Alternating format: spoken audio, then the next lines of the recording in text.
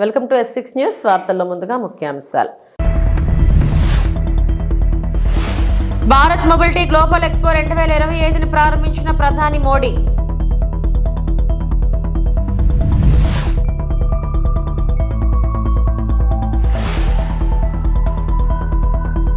AP cabinet లో AP మంత్రివర్గ సమావేశ ప్రారంభం.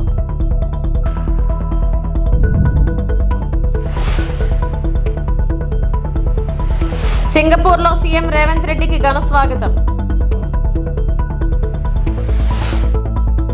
భారతదేశపు అతిపెద్ద మొబిలిటీ ఎక్స్పోజిషన్ అయిన భారత్ మొబిలిటీ గ్లోబల్ ఎక్స్పో 2025ని ప్రధాని నరేంద్ర మోడీ ప్రారంభించారు. ఆటోమొబైల్స్ మరియు కాంపోనెంట్స్ లో 100 లాంచ్లను కలిగి ఉన్న ఈ ఈవెంట్ 3 వేదికలలో నిర్వహించబడుతుంది. ఎక్స్పో మొత్తం మొబిలిటీ వాల్యూ చైన్ ను ఏకం చేయడం మరియు స్థిరమైన మరియు అధునాతన సాంకేతికతలను ప్రదర్శించడం లక్ష్యంగా పెట్టుకుంది. ప్రముఖ లాంచ్లలో మారుతి సుజుకి, హ్యుందాయ్, మెర్సిడెన్స్ బెంజ్ మరియు BMW నుండి ఎలక్ట్రిక్ వాహనాలు ఉన్నాయి. साथियों, भारत में ऑटो इंडस्ट्री के विकास की संभावनाओं में मेक इन इंडिया की मजबूती का भी बड़ा रोल है.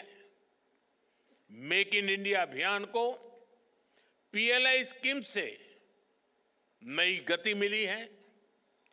PLI स्कीम ने 2.25 लाख करोड़ रुपए से अधिक की सेल में मदद की है. इस स्कीम से ही इस सेक्टर में 1.5 लाख से ज्यादा डायरेक्ट जॉब क्रिएट हुए हैं. आप जानते हैं, आप अपने सेक्टर में तो जॉब्स क्रिएट करते ही हैं, इसका दूसरे सेक्टर्स में भी मल्टीप्लायर इफेक्ट होता है. बड़ी संख्या में ऑटो पार्ट्स हमारा MSME सेक्टर बनाता है. जब ऑटो सेक्टर बढ़ता है तो MSMEs, लॉजिस्टिक्स, टूर और ट्रांसपोर्ट, इन सभी सेक्टर में भी नई जॉब्स अपने आप बढ़ने लग जाती. साथियों, ग्लोबल वार्मिंग की, क्लाइमेट की चुनौती से निपटने के लिए हमें सोलर पावर को, अल्टरनेटिव फ्यूल को लगातार प्रमोट करते रहना है. भारत ने अपनी G20 प्रेसिडेंसी के दौरान ग्रीन फ्यूचर पर बहुत जोर दिया है. आज भारत में EV के साथ ही सोलर पावर को लेकर भी बहुत बड़े लेवल पर काम चल रहा है. PM सूर्यघर मुफ्त बिजली स्कीम से रूफटॉप सोलर का एक बड़ा मिशन चल रहा है. ऐसे में इस सेक्टर में भी बैटरी की स्टोरेज सिस्टम की डिमांड लगातार बढ़ने वाली है. सरकार ने advance chemistry cell battery storage को बढ़ावा देने के लिए 18,000 करोड़ रुपए की PLI स्कीम शुरू की है. यानी इस सेक्टर में बड़े इन्वेस्टमेंट का आपके लिए ये सही समय है. मैं देश के ज्यादा से ज्यादा नौजवानों को भी एनर्जी स्टोरेज सेक्टर में स्टार्टअप्स के लिए इनवाइट करूंगा. हमें ऐसे इनोवेशंस पर काम करना है जो भारत में ही मौजूद मटेरियल से बैटरी बना सके, स्टोरेज सिस्टम बना सके. इसको लेकर देश में काफी काम हो भी रहा है, लेकिन इसको मिशन मोड पर आगे बढ़ाना जरूरी है. ఏపీ సీఎం చంద్రబాబు అధ్యక్షతన మంత్రివర్గ సమావేశం ప్రారంభమైంది. గీత కార్మికులకు 10% మద్యం దుకాణాల కేటాయింపుపై ఈ భేటీలో చర్చించనున్నారు. రాష్ట్రంలో మరో 62 అన్న క్యాంటీన్ల ఏర్పాటుపై కేబినెట్ లో చర్చించి నిర్ణయం తీసుకోనున్నారు. 113 నియోజకవర్గాల్లో 203 అన్న క్యాంటీన్ల ఏర్పాటుకు గతంలోనే ఆమోదం లభించింది. రాష్ట్ర స్థూల ఉత్పత్తి వృద్ధి రేటు పెంపుపైన కేబినెట్ లో చర్చించే అవకాశం ఉంది. అందరికీ ఇళ్ల పథకం విధి విధానాల జారీకి ఆమోదం తెలిపే అవకాశం ఉంది.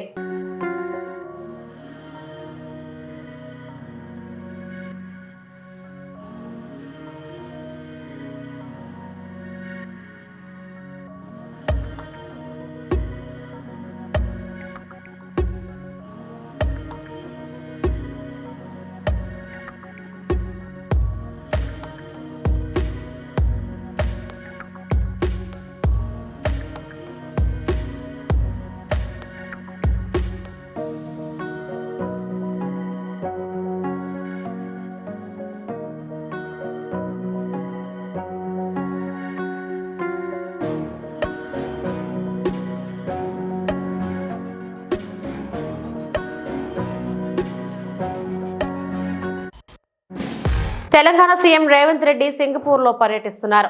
ఈ సందర్భంగా అక్కడ నివసిస్తున్న తెలంగాణకు చెందిన ఎన్ఆర్ఐలు సింగపూర్ విమానాశ్రయానికి చేరుకుని ముఖ్యమంత్రి రేవంత్ రెడ్డికి స్వాగతం పలికారు.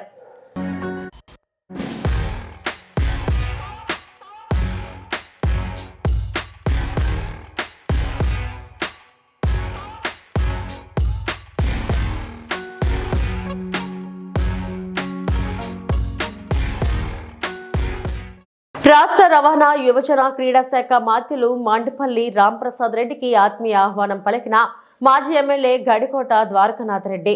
అన్నమయ్య జిల్లా రామాపురం మండలం మాజీ ఎమ్మెల్యే గడికోట ద్వారకానాథ్ రెడ్డి ఆత్మీయ ఆహ్వానం మేరకు రాష్ట్ర మంత్రివర్యులు మండపల్లి రాంప్రసాద్ రెడ్డి ఆయన నివాసానికి రావడం జరిగింది.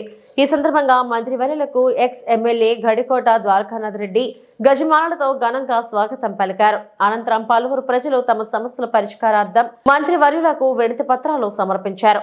ప్రజల వినతులపై మంత్రివర్యులు స్పందిస్తూ మీ సమస్యలన్నిటికీ పరిష్కారం చూపుతామని మంత్రివర్యులు హామీ ఇవ్వడం జరిగింది.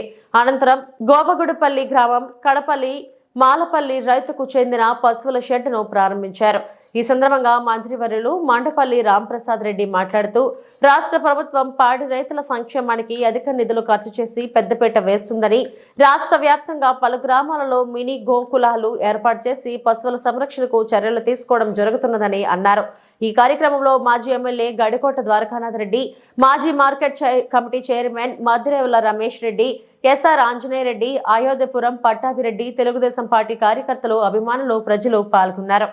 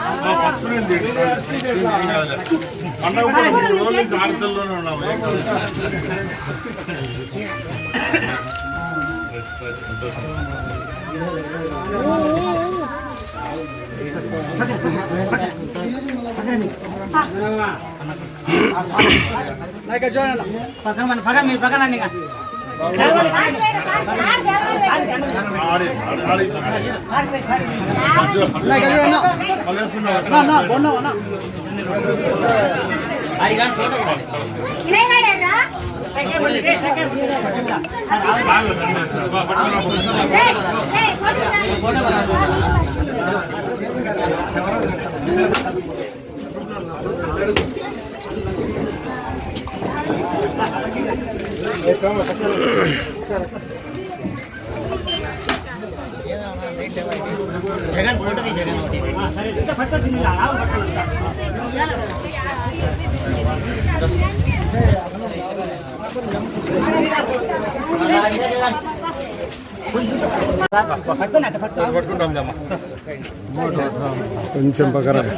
కొంచెం పక్కన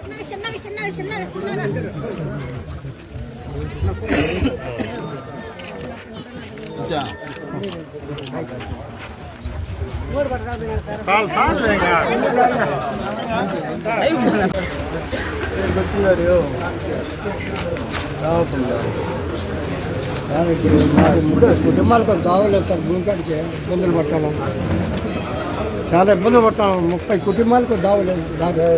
తరతరాల నుంచి పోతానేమో దావలేదు. మాకు ఎంత ఇబ్బంది. పశ్చిమ గోదావరి జిల్లా తణుకు పట్టణంలో మున్సిపల్ కార్యాలయం నందు శాసనసభ్యులు ఆర్మిలి రాధాకృష్ణ తణుకు పట్టణంలో కల 34 వార్డులలో చెత్తను సేకరించడానికి పుష్ గట్స్ ప్రారంభించి అనంతరం పారిశుద్ధ కార్మికులకు నూతన వస్త్రాలను అందించారు.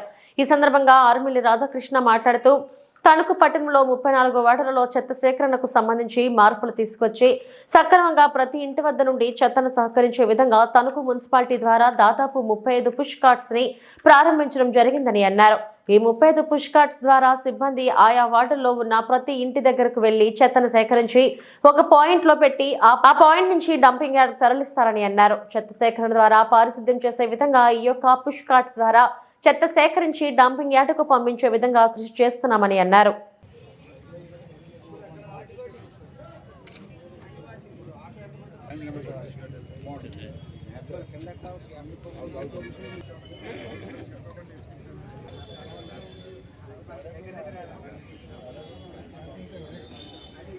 పురపాలక సంఘంలో ఉన్నటువంటి 34 వార్డుల్లోనూ చెత్త సేకరణకు సంబంధించి కొన్ని మార్పులు తీసుకొచ్చి సక్రమంగా ప్రతి ఇంటి దగ్గర కూడా చెత్తను సేకరించే విధంగా ఈరోజు మున్సిపాలిటీ ద్వారా 34 వార్డులకి దాదాపు 35 పుష్ కార్డుల్ని ఈరోజు ప్రారంభించుకోవడం జరుగుతుంది. ఈ పుష్ కార్డుల ద్వారా ఈరోజు పబ్లిక్ హెల్త్ సిబ్బంది ఇద్దరు వెళ్ళి ఆ వార్డులో ఉన్నటువంటి ప్రతి వీధిలో ఉన్నటువంటి ప్రతి ఇంటిలో ఉన్నటువంటి చెత్తని కూడా సేకరించి ఒక కామన్ పాయింట్లో పెట్టి ఆ కామన్ పాయింట్ ద్వారా డంపింగ్ యార్డ్కి పంపించే విధంగా ఒక ప్రణాళిక ప్రకారం చేసే విధంగా ఈరోజు దీన్ని తయారు చేయడం జరిగింది. ఈ పుష్ కార్డుల ద్వారా చెత్త సేకరణ అదేవిధంగా పారిశుద్ధ్యం కూడా ఇంకా మెరుగ్గా ఉండే విధంగా ఈరోజు వార్డులన్నీ కూడా పారిశుద్ధ్యాన్ని పెంపొందించే విధంగా స్వచ్ఛ భారత్లో ఏదైతే లక్ష్యంగా పనిచేస్తున్నామో దానికి అనుగుణంగా ఈ పుష్ కార్డుల ద్వారా వాటిని సేకరించి డంపింగ్ యార్డ్కి పంపించడం జరుగుతుంది. దీని ద్వారా మనకి మున్సిపాలిటీకి సంబంధించి ప్రతి సంవత్సరం ఈరోజు ఆటోలకు ఏదైతే 1,70 లక్షల రూపాయలు దాదాపు ఖర్చు పెడుతున్నాము, దానిలో సగం ఖర్చుతోనే ఈ పుష్ కార్డుల ద్వారా ఈ పారిశుద్ధ్యాన్ని పెంపొందించుకోవడం జరుగుతుంది.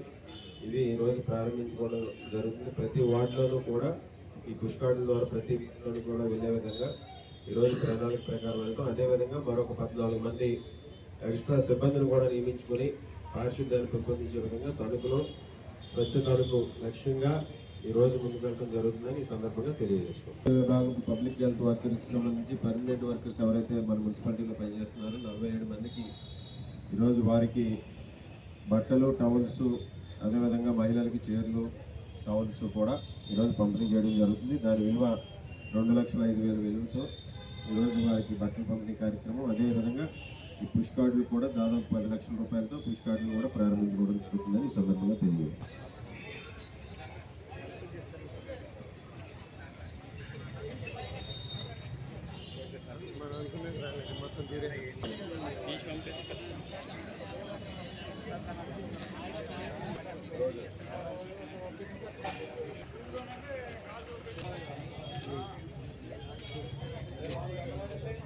నాకు రావాలి. Okay.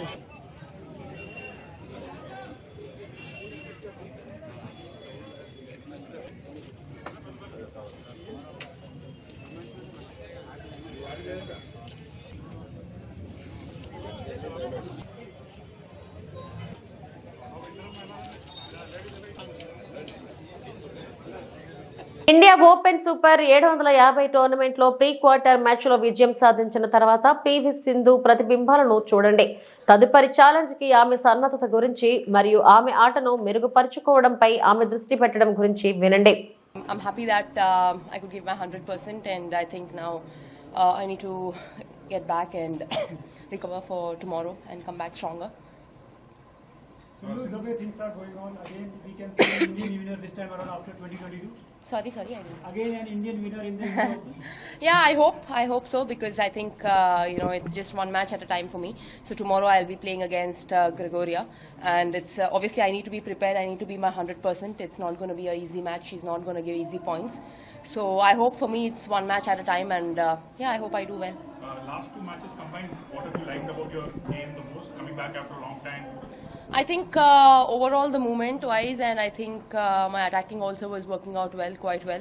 So I think from now on, going on forward, I think I need to be prepared for everything, because I think it gets harder and harder. It gets they're not going to be easy matches anymore. So I think it's important for me to just continue the rhythm and keep giving my best. दोनों matches 2 set में जीतने का फायदा होता है, आपने दोनों मैचों में डिसाइडर नहीं खेलना पड़ा, उसका फायदा डेफिनेटली फ़ायदा होता है, क्योंकि 3 मैच खेलने से ऑब्वियसली ज़्यादा थक जाता है और रिकवरी में भी थोड़ा टाइम लगता है. 2 मैचेस में कंप्लीट किया तो we'll get enough recovery and get back and be prepare for tomorrow. तो whatever it is, how many ever matches, it is important to finish off in 2 sets. I mean, अगर first game हार गया तो वो दूसरी बात है. Obviously you want to win the second set and it will go to third sets. But I think अगर हम फर्स्ट सेट जीत रहे हैं तो सेकंड मैच हम कंप्लीट करने के लिए ही खेलते हैं. बट कभी कभी ऐसा होता है कि मिस्टेक्स होते हैं या ज़्यादा लीड दे देते हैं, तब I mean you have to control and accordingly play. But ज़्यादातर everybody hope that to finish off in 2 sets. For the last couple of years, like you have been changing coaches with a different philosophy of every coach towards the approach. How difficult it is to keep adjusting, and what are the new adjustments that now you are trying to make to your game? I think I would not say it is difficult, but moreover I think it's different. In terms of I think each coach's training is comparatively very, very different, and I think I've learned something or the other in terms of how many of our coaches have changed till now, and I've gained a lot of I think advantages also from that.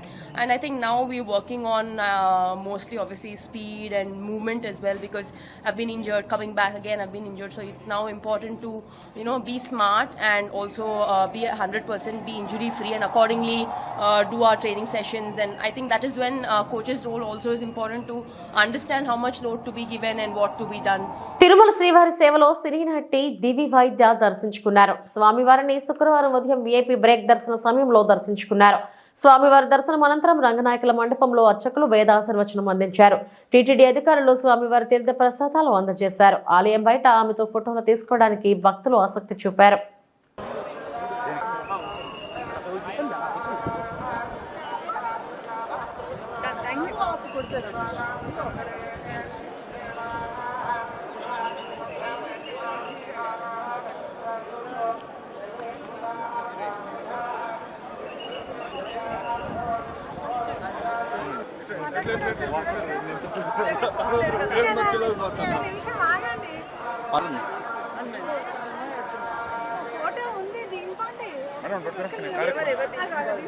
స్వామివారి సేవలో రాజమౌళి తండ్రి తిరుమల శ్రీవారిని ప్రముఖ దర్శకుడు రాజమౌళి తండ్రి విజయేంద్ర ప్రసాద్ దర్శించుకున్నారు. స్వామివారి దర్శనం అనంతరం రంగనాయకుల మండపంలో అర్చకులు వేదాశీర్వచనం అందించారు. టీటీడీ అధికారులు స్వామివారి తీర్థ ప్రసాదాలు అందజేశారు.